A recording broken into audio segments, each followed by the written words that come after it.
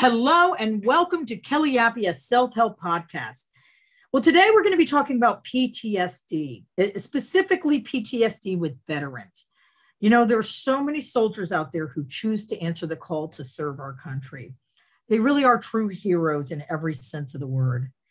They're also human beings who have very human reactions to some of the extraordinary experiences they had while defending our country. I mean, so many vets suffer from PTSD, and that's also known as post-traumatic stress disorder.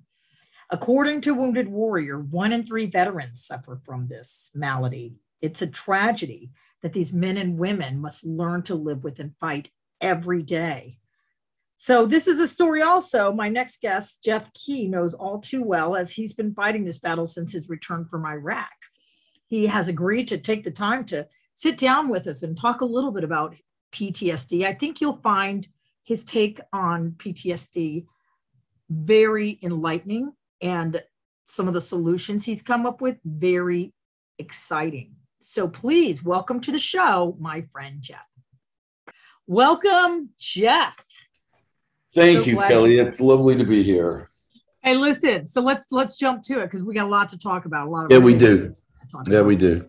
I really wanted to highlight PTSD as it relates to veterans, and because I know you are one of the advocates for this PTSD, and I know you've got a different take on it. So just let's really quickly explain just what happened with you. You know, it's kind of like what happened, what it's like now, sort of thing. Well, so with regard to PTSD, when you say I have a different take on it, that's just to say that, and I'm not unique in that. What I figured out is, to call it a disorder, you're disordered if anything is interfering with your ability to, live a happy and fulfilled life.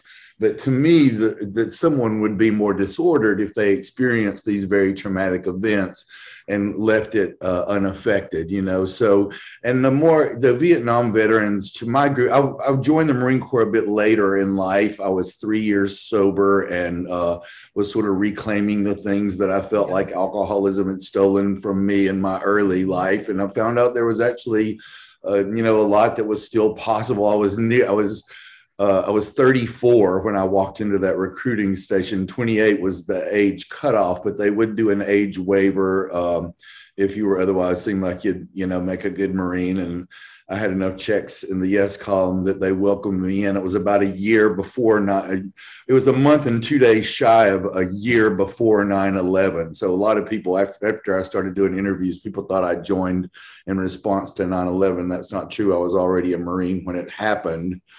But I've learned a lot about it over the years, and I feel like I've been spared, one day at a time. And I want to pass that on as much as I can. I have to give a lot of props, and I'll say it now so that I don't forget it. The Vietnam veterans sort of, I get a little, a little choked just even thinking about it. They really, they came back to a country that, their parents' generation, the greatest generation, they were called the greatest generation, defeated fascism in Europe and in the South Pacific, and they won their war. And they were everything even to this day, anything you want to sell, you sort of sail in the spirit of World War II. And the Vietnam veterans had a very different experience. Now, I'm going to just have to say it as I think about it because that's the way my brain works. I have had the conversation with Vietnam veterans that my generation of veterans are also tired of hearing how good we have it. They're like, oh, y'all got it so good, we had it shitty. And that's not necessarily the case. And I've been in, there are a lot of great people working for the VA. I've also seen the inordinate amount of bureaucracy that's kept me personally from getting mental help that I needed. I had to seek it outside of what our government had put in place. But PTSD, post-traumatic stress disorder, did sort of come into the public light when the Vietnam veterans, began to struggle when they come home. I would imagine before they left country, as I did. And I was there. I flew to Iraq in 2003, and I was a little bit behind the initial. My plane kept breaking down. The plane that I was on kept breaking down. So it was 5 April 2003. We were headed that way. So the invasion was in March. We're about 2 weeks into the invasion. I drove an LAV. It's like a tank with tires. And I drove from Kuwait City into Iraq. I remember the moment, when I crossed over the line into Iraq and realized that I was a man at war. I never, for most of my life up until that point, I didn't think, at least until I joined the Marine Corps, I didn't think that was going to be part of my experience. It was sort of surreal in that way. I joined the Marine Corps for reasons that I still, hold dear. I love this country. I know that we have a lot of areas of opportunity for growth, but specifically having grown up in the South, and I was born in the year that Malcolm X was assassinated, into a world that was in upheaval about the Vietnam War and around race issues. And so and my mother was a social science teacher. I have to credit her a lot with making me aware of the world into which I'd been born. And I realized that and I'm a gay guy, when I met you, I was out of the closet. I'd sort of, you were way out. Way out of there. I was, I was living in Los Angeles, where essentially it was way down on the list of what most people find interesting about me. If they do, it's just in a place like Los Angeles, you're, whatever, that gratefully falls down the list a little bit. But it was part of my learning experience to know how much that affected the PTSD piece of it all. But I decided to, to the extent that I would have to, and I thought that I would, go back in the closet under the dictates of don't ask, don't tell. I thought, well, nobody in your workplace really has to know. But that was somebody who had never been in the military. I had no idea. I know things about my fellow Marines that their wives don't know. It is this band of brothers things is no, I won't swear on your podcast, but normally I talk like a Marine. I'll try to reel it in. It's real. And I felt like I was in some ways betraying those men who might possibly, especially since we were now at war, going to give their life for me, or I for them. I didn't want them dying for somebody that I didn't know. And being a gay guy isn't who I am, but having lived as a gay man in this world has informed who I am certainly a lot. Living just like any woman, being it's not, your entire identity is not woman, but we live in a misogynistic culture still, and it's like living in that dynamic does affect one. So there I was at war, in my close group of friends. I told them I was gay. I just chose to, and they then had information that could have gotten me thrown out of the military, and they cared more that I was a good shot than, I mean, it was great because they got to, and this isn't off the subject matter, because if you imagine a straight guy having to pretend that he was gay all the time, how traumatic that would be for him. Yeah. On top of everything. Right. In the privacy of a fighting hole for hours. And when we do fire watch, that leaves a lot of time for discussion. And they asked, because they knew that I knew that they were straight. And they asked me a lot of questions that moved us forward, I think. And when I eventually got married, before we had legal marriage, and I had a wedding ceremony without the legal part, they were in my wedding, and so, but, trying to stay close to the PTSD thing. I left Iraq 2 months and 3 days after I got there for surgery after a non-combat accident. We were at Al Halal, which is ancient Babylon, and we'd lifted tons of marble and tile that were there after the looting happened. People were living in abject poverty near where Saddam was sitting on gold toilets. Wow. And we had moved all these, I was 34 and very fit, but I had a radial hernia that opened up, and a little piece of my intestines was sticking through. Oh Like the my other things God. would poke on it, like Oh, it was all squishy and stuff, and it was hurting more and more. And we had thought the war was over. They were making us go to town without our combat helmets. We were wearing our soft garrison covers to town to show the Iraqis that the war was over, which was sort of scary. mm, And in the medevac system, I saw most of the blood and carnage I saw was in the medevac system as I left as the walking wounded.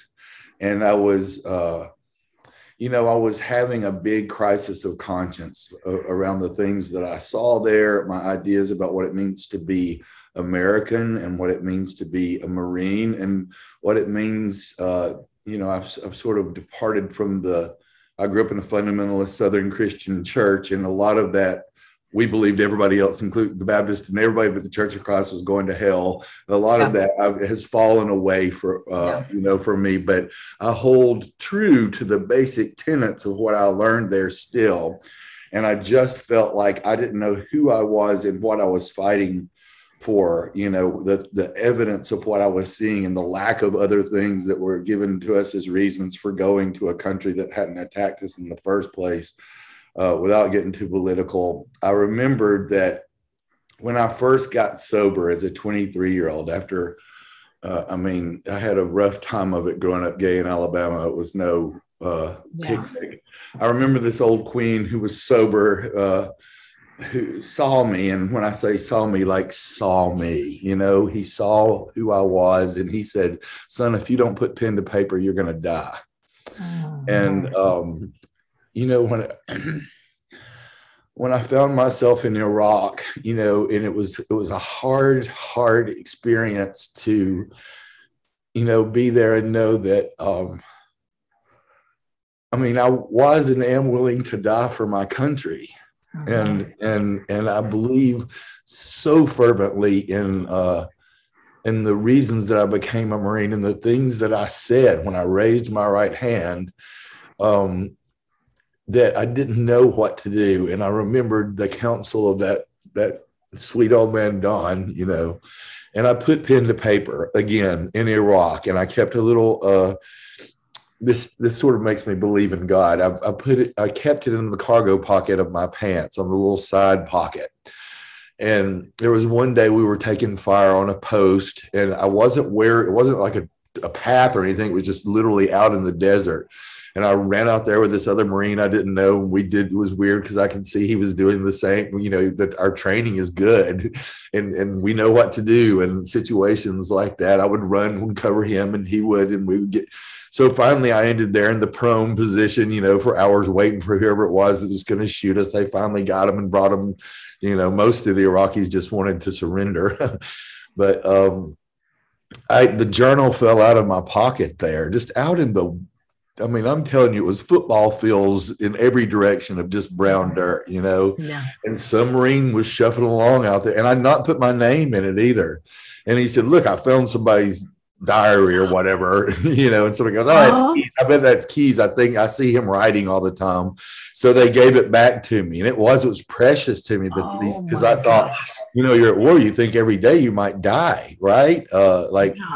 Every journal entry, I thought, this may be the last thing my mother reads of me, and I wanted her to know about what I felt like were spiritual epiphanies, and a lot of it was funny. The Marines are the funniest people on earth to me too, and what I saw of the Iraqis and my experience, and all of it was in that little journal.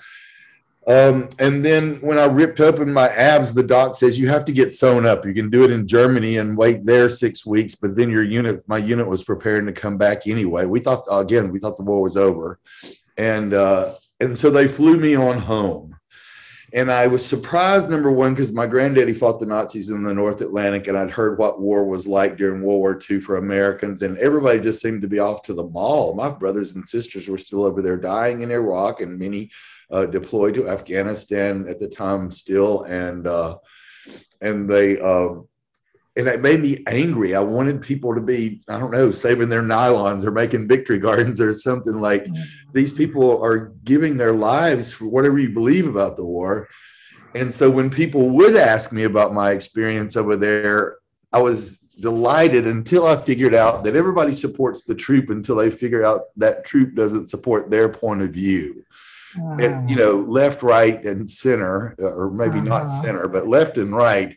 If George Bush wasn't your darling, then they don't want to hear from you. Or, if George Bush was your darling, the liberals are like, well, you're just a baby, like the whole cliche of, and I was spat on, and I was speaking. I became a peace activist. I ended up coming out of the closet on CNN, and it was a hard decision to do because Don't Ask, Don't Tell was still in place. I'd actually met the man who was Clinton's advisor on trying to lift the ban. It was the first time they had courted the gay vote in block, was like, we'll lift the ban. And they gave us this separate but equal, like, go in but lie. It just was so completely against the code. I want to get to what it's like now, so I'm going to speed through this part of the story. But I ended up coming out of the closet on CNN and making them throw me out under Don't Ask, Don't Tell in an act of civil disobedience so that I could redouble my efforts to stay true to the oath that I had taken as a Marine and to my own morality. And I honestly did not. I knew that there were people mad enough at me at that point after I did that to kill me. There were a lot of people who were not interested in anybody who had served in the Iraq War speaking out against it. And I was spat on I spoke in Rhode Island, of all places. I spoke one day at a peace rally, and this man walked up and spit in my face, and before I knew what happened, I was 100 yards away. And if I lived to be 110, I won't forget, I was surrounded by like 3 or 4 Vietnam veterans, and they had the wisdom not to say anything. They just were standing there holding I just can't even describe the look in their face, because they knew what that was like. And they knew that there was nothing that they could say, but they were so there. I think of them as my founding fathers, they went before us.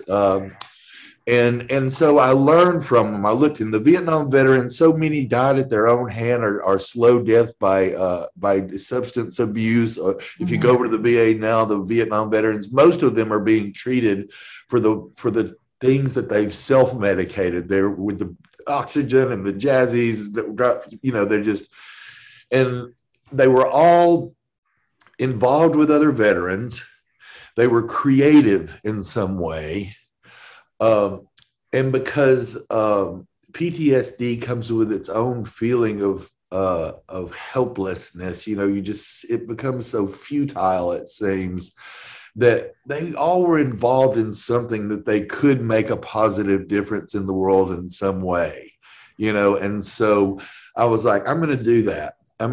So when people ask about the war, I said, I don't want to debate the war. If you're for it or against it, I don't even care. If you want to know about my experience, I'll read to you from my journals. And everybody was saying, you got to do something with these.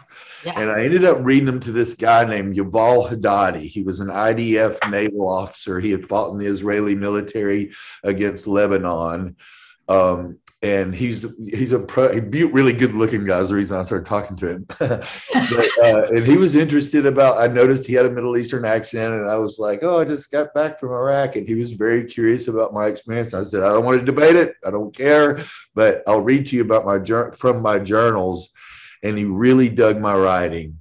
He really, really was into my writing, and he asked if we could meet again for coffee. And I read to him again, and I was reading from my journals, Iraqi sand falling out of the journals into my lap. And he said, if you'll let me direct you in a solo show, you get on stage and you just say this story every night, and I don't know where it'll go or whatever. I'll stay on my own dime and do it. He had been in LA. He lives between Tel Aviv and New York. He had been in LA directing a film. And I said, okay. And he made me do it. He was a hard taskmaster, and I wanted to retreat into my stuff, into my, into the trauma, into my, my response to the trauma. my Iraq war trauma, and what I've now realized is that what a re-stimulation of the trauma over the years, that trauma I had taken out of Alabama. I felt, every day I went to elementary school was going to war. I felt afraid for my life down there because I knew what happened to little queers. And we ended up putting the play up at a little theater called the Tamarind on Franklin. And it was on the off nights. I put every penny I had into it. It was brilliant. It was absolutely, I saw it. I saw it. It was absolutely brilliant. I loved it. Thank you so much. It was so, there was a night, it was so hard because I was a nobody doing a play on a theater. LA's not a big theater town. There was one night the stage manager came back and said, and I'd say, how many tonight? Because our audiences were so sparse. He goes, it's one guy. I said, tell him to come tomorrow. He can bring 10 friends for free. And he goes out and he comes back. He goes, he's German and he flies back to Berlin tomorrow. And I said, hit the lights. And I did my play for that one guy, and somebody gave me $7,000 and I could move it to the weekend for a couple of nights. And so then the LA Times would come.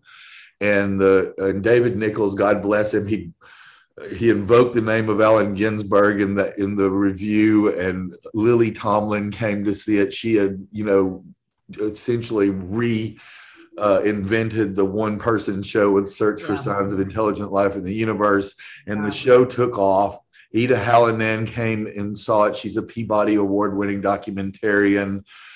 She reached out to Vince DiPercio and they made a documentary for Showtime. So it went from the few thousands who had seen it on the stage to millions were seeing it on television on the Showtime network.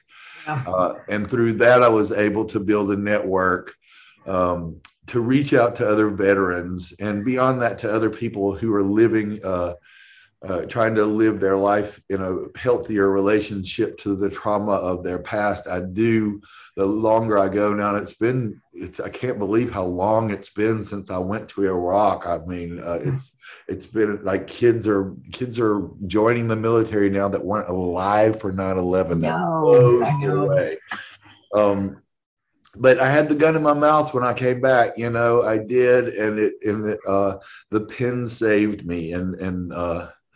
And so through this, did you, when you say, Jeff, real quick, when you said you had the gun in the mouth, was that your immediate thought was, I need to end it all? I needed to quiet my brain. I was just, because it was just constantly going. Yeah. I was it was too much, and I was trying to sort it out.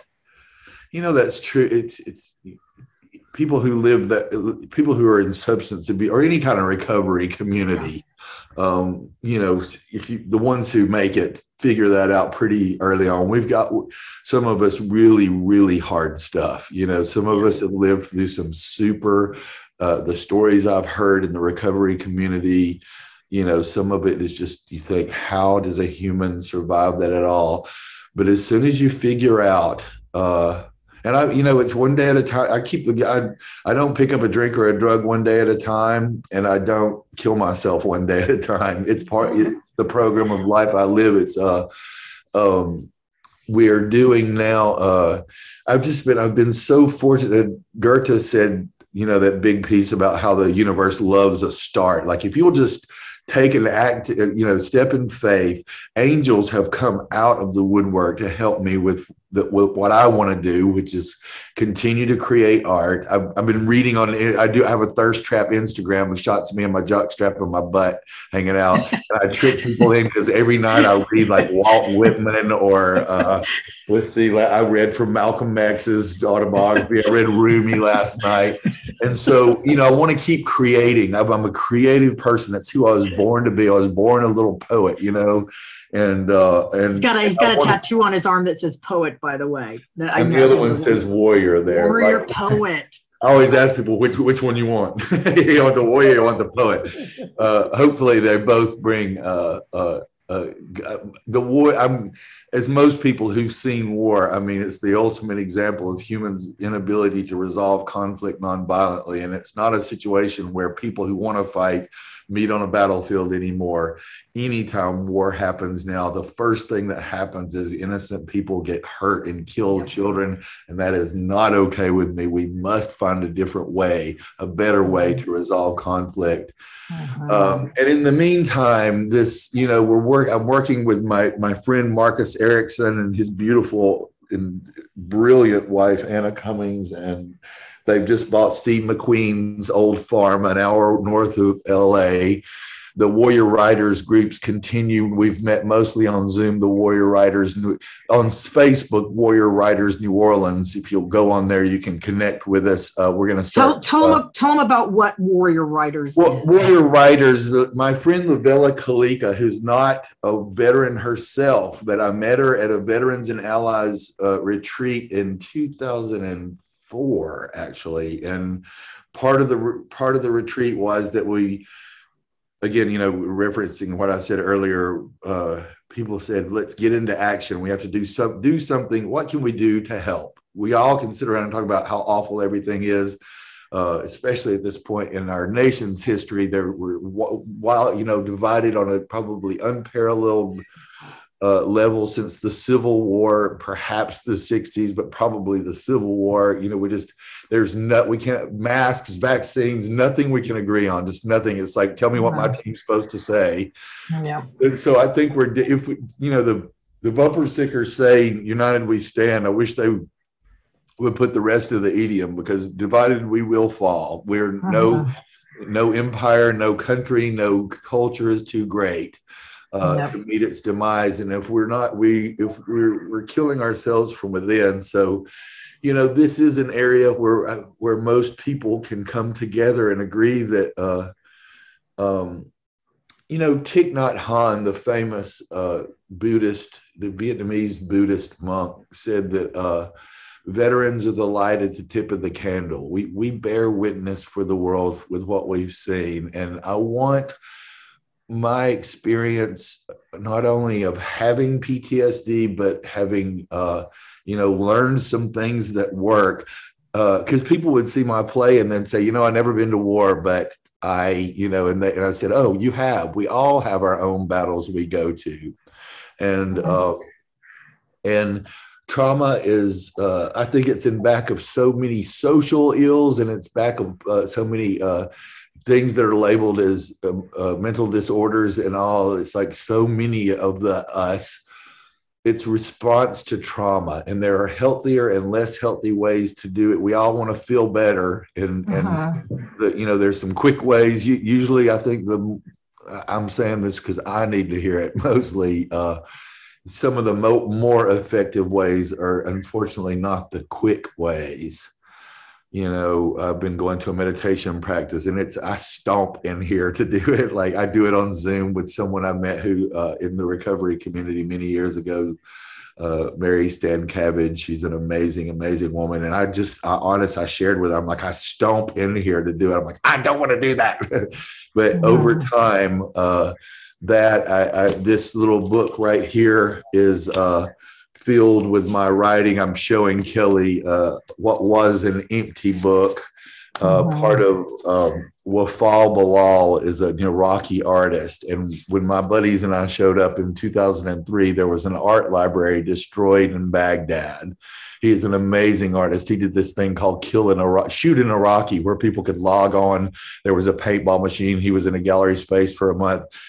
They thought that, they shut down the server. So many people, knowing nothing about him, just wanted to shoot him because he was an Iraqi.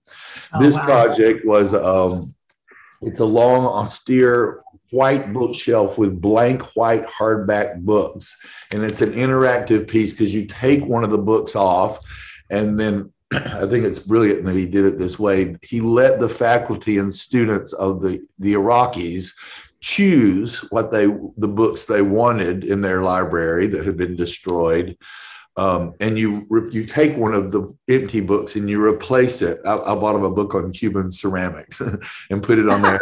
So I've been feeling this book, I've been feeling this book with my writing, and in the next steps we're taking, at the farm where Marcus and Anna are at Steve McQueen's old farm. They're calling it Passions Farms. They're going to grow passion fruit there and make it a retreat space and learning center. We're because of the movie and because I've written I'm a published poet, but most of my wheelhouse is mostly script writing, dialogue, script writing. Veterans usually come to me and say, "Oh, I've got a great idea for a script."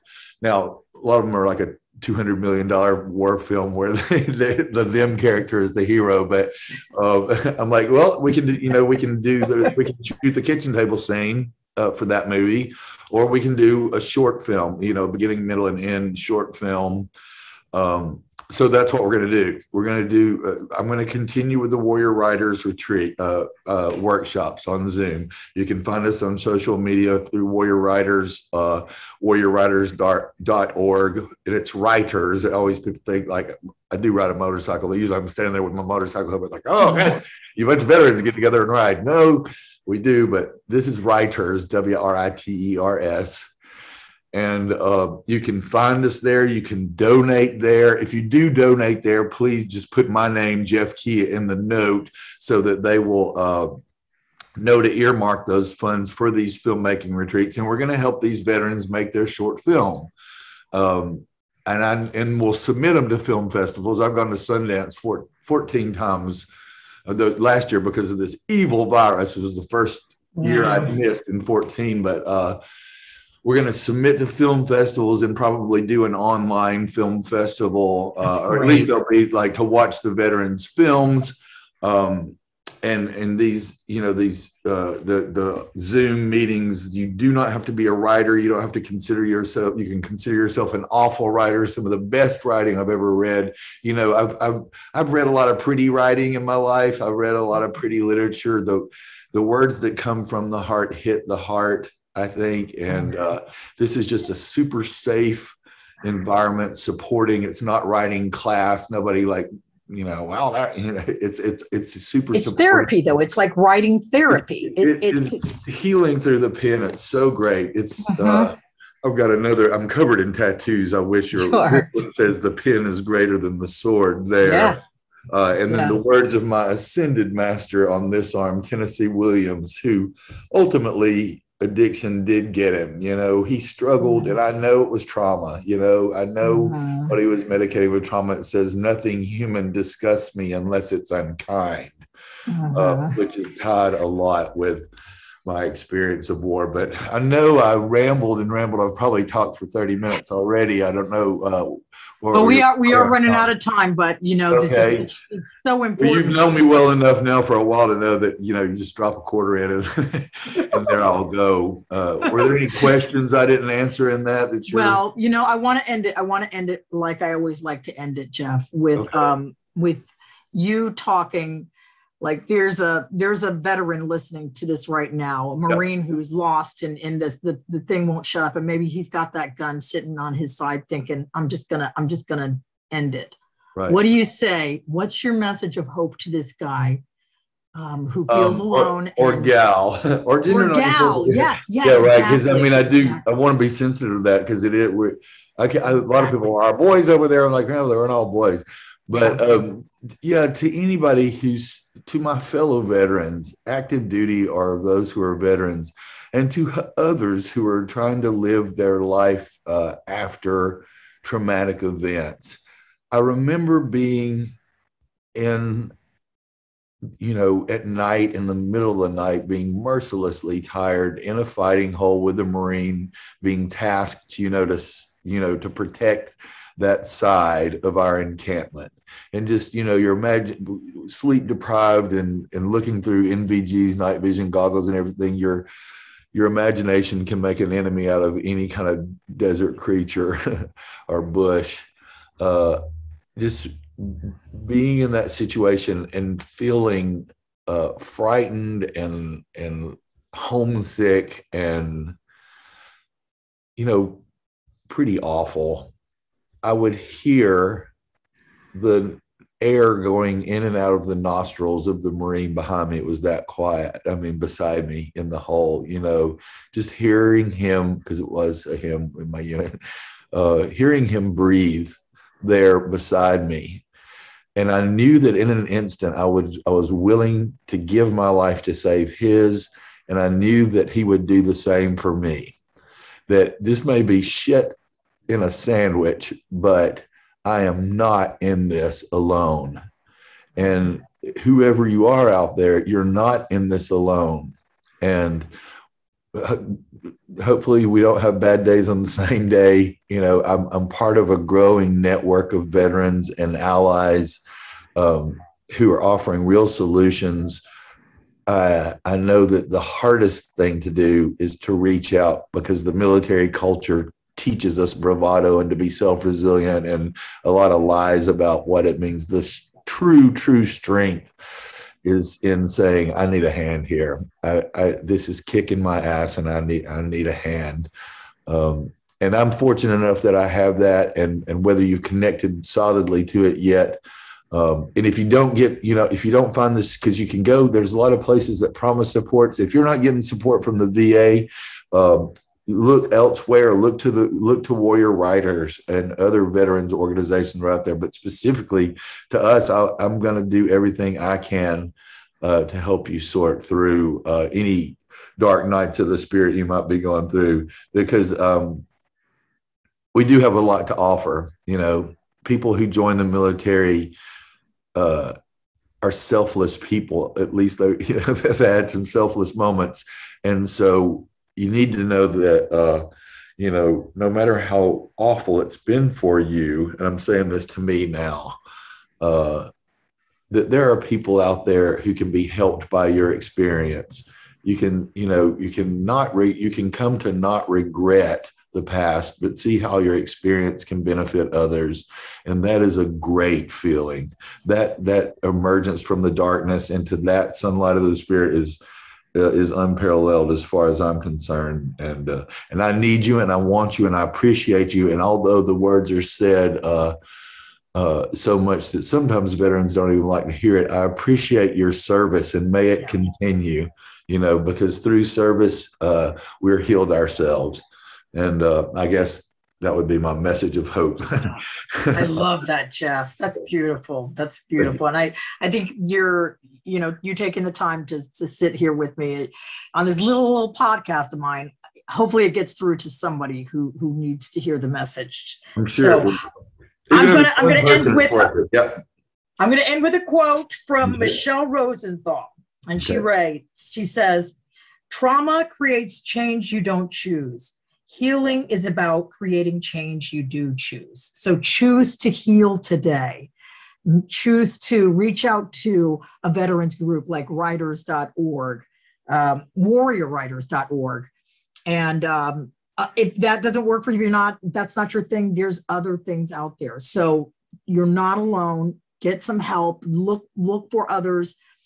Just like Jeff said, you were out, you fought the war together while you were there. Now it's time to fight the war within your mind together, and no warrior left behind, as Jeff always reminds me. So thank you, Jeff, for coming and doing this. I know you're going to help so many people with this who happen to listen to this. So, and I'm super excited about your warriorwriters.org. So if they want to reach you one more time, give a quick plug here. Yeah, you can go to warriorwriters.org. There's a contact us. My name is Jeffkey, Jeff Key. You can write attention Jeff Key and it will find me. Also, I'm the one checking the messages on Warrior Writers New Orleans Facebook page. So you can also find me there. Awesome. All right, honey. Well, thanks for coming. And I want to thank the listeners. Thank you so much for tuning into KellyApy today. Hey, if you're enjoying this, we're going to be doing this for half an hour each week. Make sure to subscribe. If you'd like more positive messages, you can check out my YouTube vlog, Monday Messages, hosted by me, Kelly Mahoney. Until then, have a great week, and we'll see you next week for another edition of KellyApy.